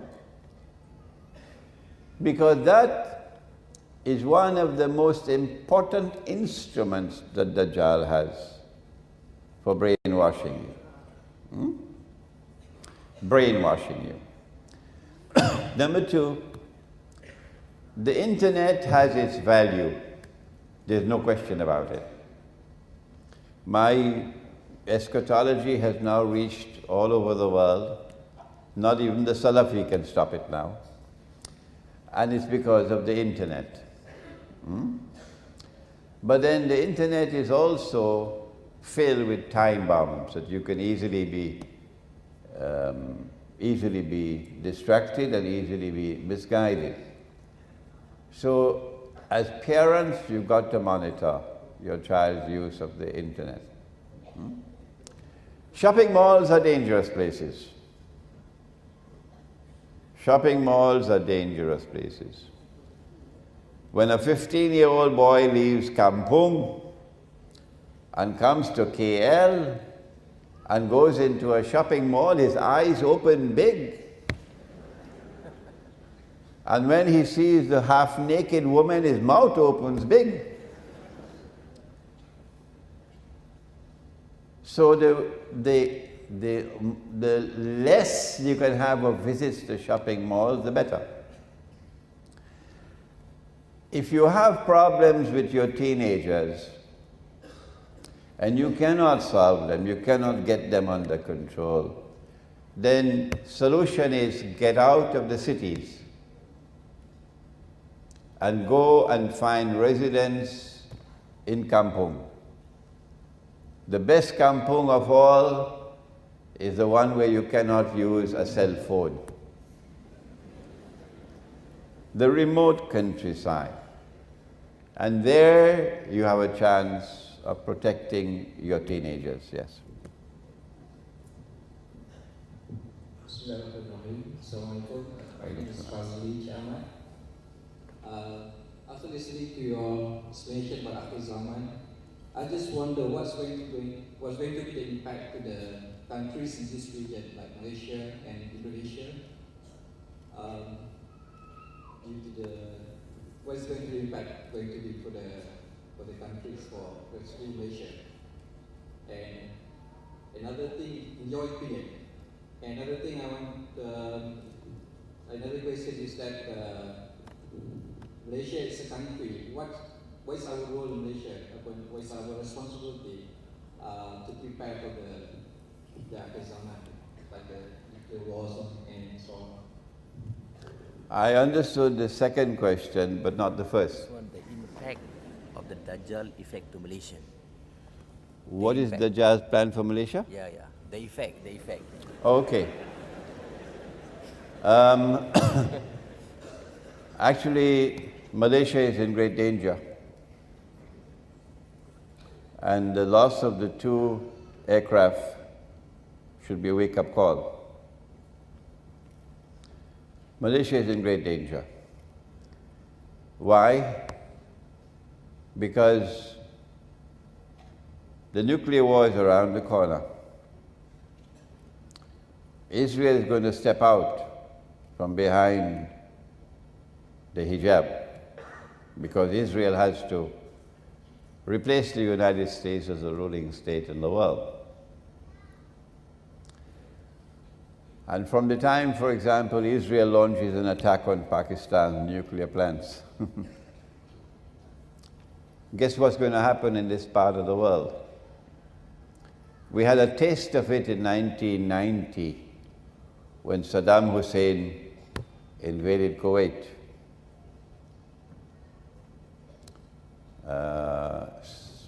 Many of you may not have been alive in 1990. When Saddam Hussein invaded Kuwait, and all the Malay, all of them, including those who were in the cabinet, all the Malay were in support of Saddam Hussein. None were supporting Kuwait.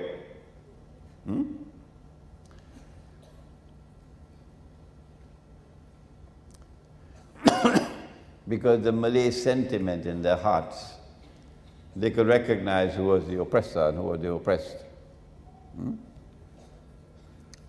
So when Israel steps out from behind the hijab and starts to launch her wars, Muslim sentiment in this part of the world is going to be inflamed. No government will be able to control, none, the Muslim people of this region, particularly in Indonesia. And if Singapore does not respond, if Singapore does nothing, then goodbye Singapore. Goodbye Singapore. Because Lee Kuan Yew in his profound foolishness, I mean, this is not just simple foolishness, this is profound foolishness on the part of the founder of Singapore. Not to recognize that Singapore is a little island in a sea of Islam. And to adopt a policy of becoming little Israel, I mean, that's a PhD in foolishness. That's what Singapore is, little Israel. So from the time Israel steps out from behind the hijab, there's going to be such a backlash against Singapore that no Singaporean will be able to come over to Johor with the hope of returning home alive. You're not sure? Because no government will be able to control the people. No. Well, then how is Singapore going to survive? The little island cannot be defended. No, it cannot be defended. Not possible. The Malaysian armed forces probably already know this. I'm not saying anything new. That the only way that Singapore can possibly survive is to get more space. And so one can expect some rash move on the part of Singapore at the expense of either Malaysia or Indonesia, more likely Malaysia. But any such move on the part of Singapore will trigger racial war race war in this part of the world. So you're sitting on a you're sitting on a gunpowder at this moment. You're sitting on gunpowder at this moment. And it is eschatology, the study of eschatology, that will help a government in Malaysia, and the government in Indonesia to prepare for what is to come. I don't think I should speak any more than what I've just said. I think we give last question. Assalamualaikum, Sheikh. My name is Ismail. My question is actually relates to Dajjal. How actually describe Dajjal? Is it a human like us, or animal, or is it a superpower like Israel? Thank you, Sheikh. Question is Dajjal a human being, or is he an animal, or what is he? How do we describe him? Were you here for the whole lecture, or did you come late? Because I did mention, did I not? I did mention that Dajjal is going to appear in human form. Dajjal will appear in human form. When he does so, he will be a Jew. He will be a young man. He'll be powerfully built. He'll have the curls of the Orthodox Jews. I did say that, did I not? That, of course, is not the full answer, but it's too complex a subject for me to go beyond that. So you should be suffice with that, okay? Make dua that I can write my book on Dajjal, where you'll get a more comprehensive answer than that.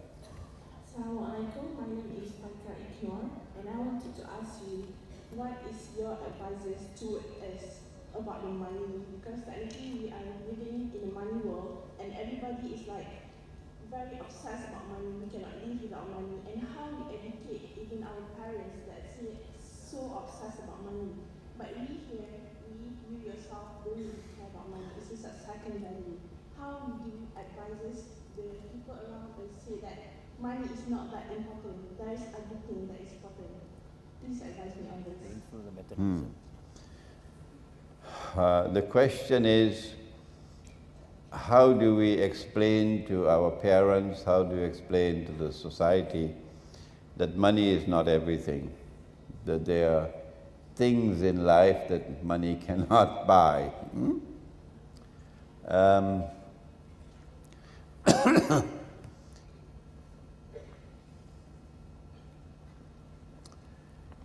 It is Allah who guides the heart to Him.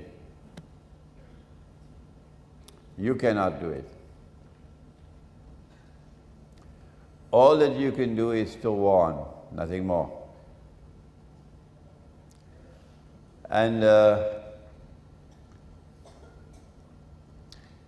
when you warn, you must call people with wisdom, and do it in a nice and graceful way. Once you have done that, وَمَا عَلَيْنَا إِلَّا الْبَلَاغِ, I have done my duty. I have guided you, I have warned you about the dangers of the dunya. And if you choose to follow that path, then I have to accept and not seek to oppress you. That's your choice.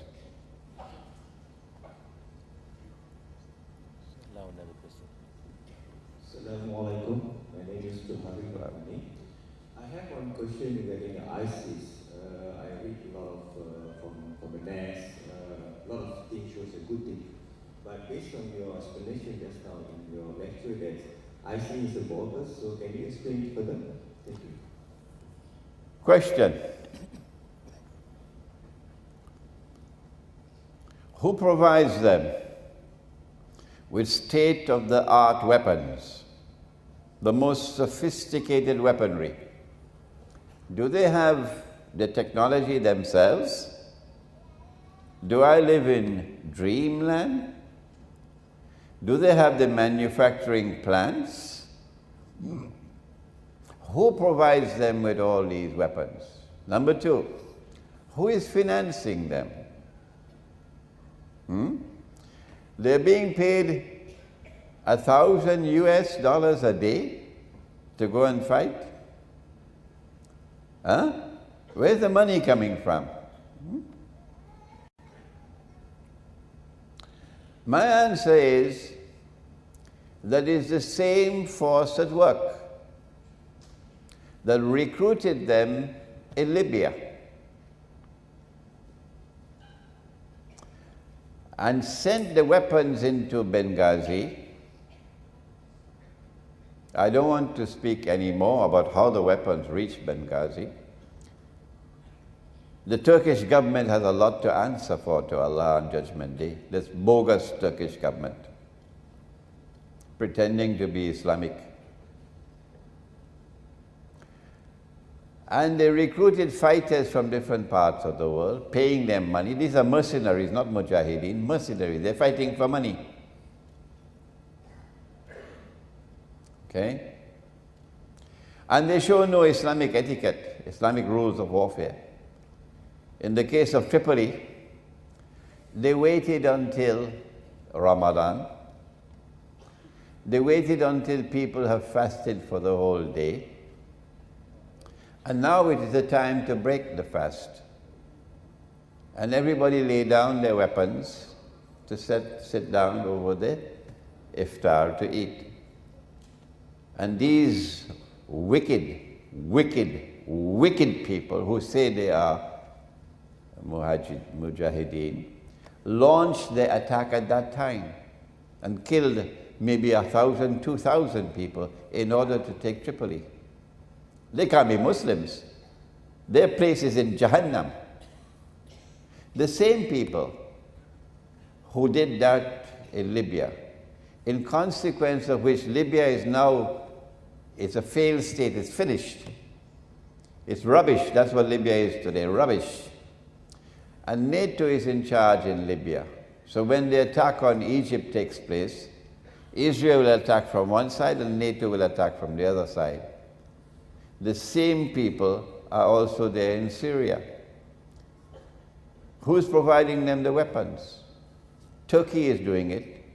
Turkey is a member of NATO. That's prohibited by the Quran. Prohibited by the Quran. Turkey is providing the weapons. Saudi Arabia. The Prophet ﷺ pointed to the east, to Najd. And he said, Najd is Qarnu Shaitan. Qarnu Shaitan. The age of Satan, not the horn, the age. It is Qarnu Shaitan who is behind ISIS today. Not just the CIA, not just the Mossad. It is Qarnu Shaitan. Providing the weapons, providing the financing, doing all the strategic thinking for ISIS. But if you don't want to believe me, you can wait until Judgment Day and you'll see for yourself. But on that time, don't ask for excuse. On Judgment Day, no, too late at that time. If you can't see now, من كان في هذه أعمى فهو في الآخرة أعمى وأضل السبيل. Whosoever is blind here will be blind there as well and more misguided. That is the Quran.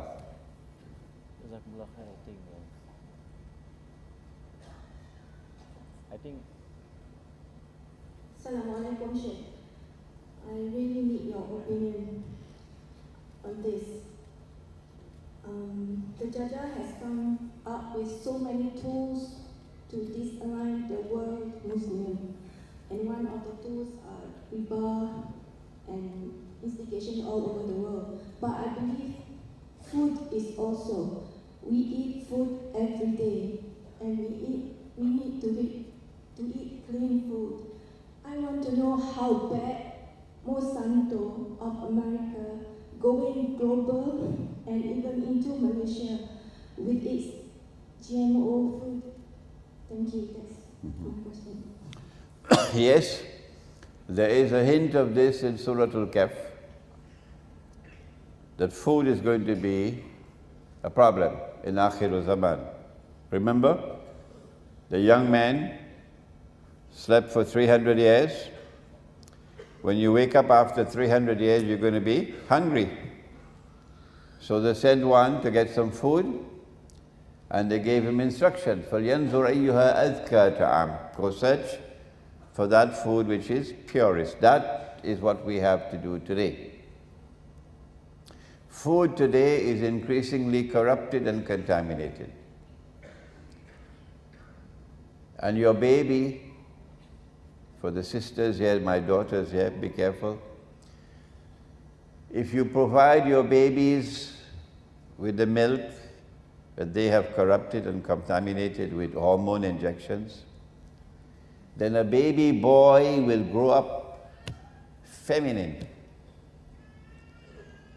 It's not that Allah created him that way. I have a case now in KL. The mother is spending so much money, she doesn't know what to do. Little boy is behaving like a girl. He has all the mannerisms of a girl, he's talking like a girl. It's hell for the mother. And the baby girl will grow up like a tomboy. And you don't know what to do with this girl. She's not growing up like a girl, she's growing up like a boy. She's behaving like a boy. And you, the mother, you have the problem more than the father. He's outside working all day. So you've got to be very careful about food, because they're putting into the food that is going to contaminate and corrupt the food and create problems for you tomorrow. That was the question on food. But if I may be allowed to take on one more subject about Dajjal. It's not going to make me popular, but I'm not here for popularity. In the Quran, Allah is plain and clear. Allah is plain and clear in the Quran that He created men to have several wives. Oh yes. He created men to have several wives. And the sunnah of the Prophet ﷺ is to have several wives. And so too the companions of the Prophet ﷺ. And if men are to have several wives, it follows that Allah must have created more women than men. You cannot have men having several wives and yet create same amount of men as women. So forget about the official statistics. Forget about it. There'll always be more women than men in the world. Dajjal it is who has come along. And when you study ilmu akhir zaman, then you will understand the strategy. And brainwashed, all of us, including the scholars of Islam, brainwashed us all that good men, decent men, respectable men, men who are models of conduct, are men who have only one wife. And when a man takes a second or a third wife, like your grandfather did and your great-grandfather did, something is wrong with him. You despise him. You don't want to marry a man who already has a wife. No. People are going to laugh at you to be a second wife. This is the attack of Dajjal. This is the attack of Dajjal. And so, if you are to earn Allah's blessings, you must stand up and defy Dajjal. If you have the means to do so and you can take a second wife, go ahead and do it. Imran Hosein is speaking. Go ahead and do it. But if you cannot be a good husband to your first wife, you cannot be a good husband to your second. No. First be a good husband to your first wife. Then you can be a good husband to the second. and the third. You don't have to be rich to have several wives. No. In many parts of the world today, there are poor people in the villages who have several wives. But it is something pleasing to Allah when you act in accordance with Allah's guidance. This is part of the strategy of Dajjal. So as men have only one wife, there'll always be a surplus of women out there who cannot find a husband. That's a recipe for disaster.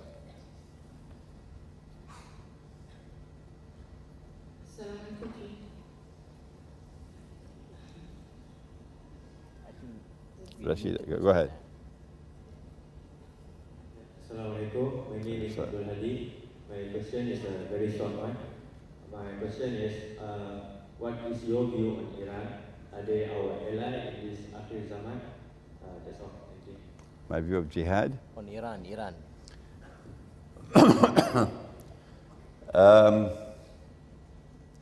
I am about to deliver a lecture on the subject, the master plan, Dajjal's master plan for Akhir Zaman is to bring about Shia-Sunni civil war in Islam. They tried it when Saddam Hussein attacked Iran, and the war lasted for 8 years. They were hoping that it would become a Shia-Sunni civil war in Islam, but it did not. They tried it again in Syria to make it a Shia-Sunni war in Syria. They didn't succeed. And now they're trying it with ISIS to get Shia-Sunni civil war in Islam. If they succeed in fomenting Shia-Sunni civil war in Islam, goodbye Pakistan. Goodbye to Pakistan. Pakistan cannot survive. They want Pakistan to collapse because Pakistan is the only Muslim country today with nuclear weapons. And in order to avoid a frontal attack on Pakistan and nuclear war, it would be better if they can get Pakistan to collapse from inside with civil war. So the Protestant Islam, the Salafi view, is today to beat the drums of war against the Shia. That's what they're doing. Beating the drums of war against the Shia. This is why I travel to Iran again and again, to try to build solidarity with the Shia ulama. And I was just in Iran 3 weeks ago, and I said, we've got to sit down and come to some common understanding. To inform the Sunni world that you cannot say that the Shia are kuffar. That's rubbish. That's rubbish. That's schoolboy methodology. The Shia are kuffar. In order for you to say that they are kuffar, you have to declare a fatwa. The fatwa has to be issued by someone of authority, someone with knowledge. And it has to be a document. And that document has to get ijma', consensus. That has never happened in history. No. And no one has ever prevented the Shia from performing the Hajj. If I'm wrong, tell me I'm wrong. How come no one in the history of Islam have prevented the Shia from performing the Hajj? How do you explain that? No ijma'. And now you come to tell Imran Hosein they're kuffar? That's schoolboy stuff. That's not scholarship. So we have to get this into the head of the Sunni, that the Shia, the Ithna Ashari, they are Muslims. And we also have to get it into the heads of the Shia, that the Quran is the supreme authority in Islam, not the Hadith, the Quran. You cannot divide the Ummah based on Hadith. No. Is there anything in the Quran which states plainly and clearly that succession to leadership in Islam is divinely ordained and restricted to the house of the Prophet ﷺ? No, the Quran does not establish that. That's from the Hadith, not the Quran. And you cannot establish a belief system only on the Hadith. It has to be supported by the Quran. And so you should stop. Stop it.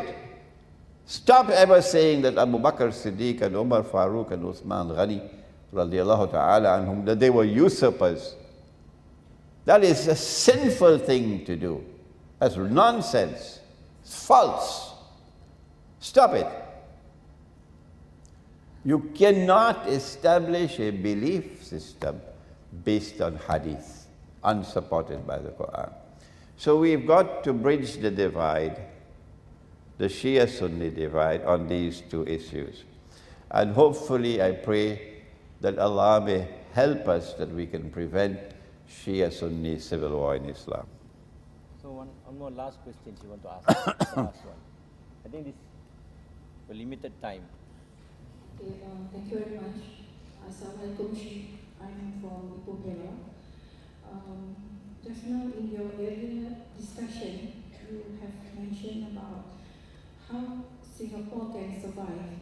Okay, and you did mention about Singapore to survive is to get more space, and they have to expand the space, and they have to expand the survival even up to Malaysia, that will trigger a racial war. So as a Malaysian, I'm worried about that.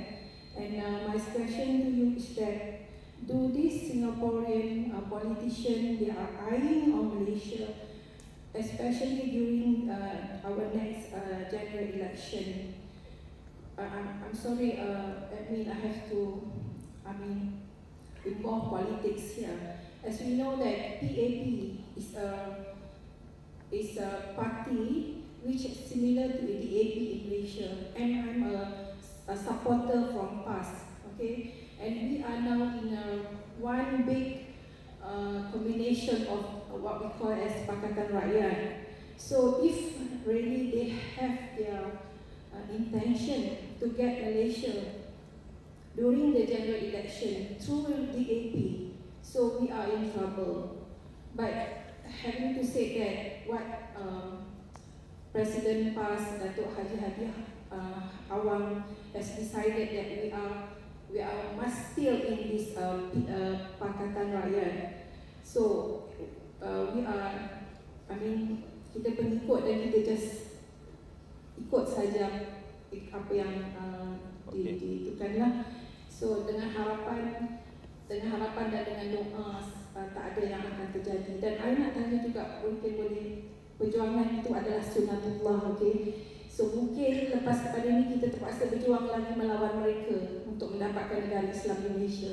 Sorry, terpaksa involve politik. Mungkin boleh translate apa sebenarnya yang Yes. Okay.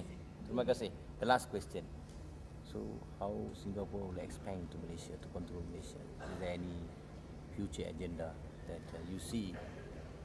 I should restrict, I was very guarded in my answer to you. And I should restrict my comments to what I have said, nothing more than that. I don't know the names of the political parties, no? I don't know the names of the political parties in Malaysia and in Singapore. I know PAS, yeah. I don't think PAS knows me, but I know PAS. So, I don't have the time really to study local politics. I don't have the time. My time is devoted to the big problems, the big issues around the world.